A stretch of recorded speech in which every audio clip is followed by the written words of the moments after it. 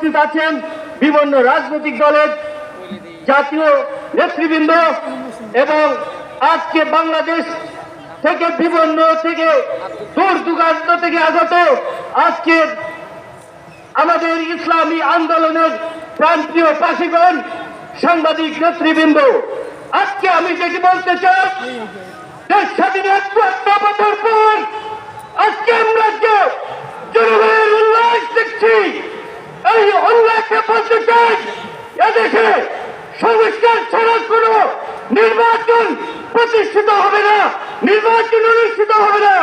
এদেশে সংস্কারবিহীন নির্বাচন গণতন্ত্রের নির্বাচন, সংস্কারবিহীন নির্বাচন গণতন্ত্রের পূর্ণবাসন।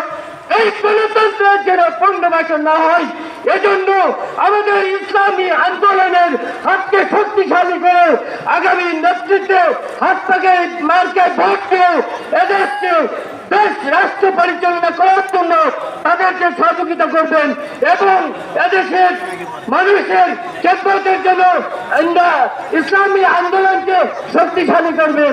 এবং আজকে যে সংস্কার নিয়ে কথা হচ্ছে সেটি হলো সংস্কার, বিচার, পিয়ার।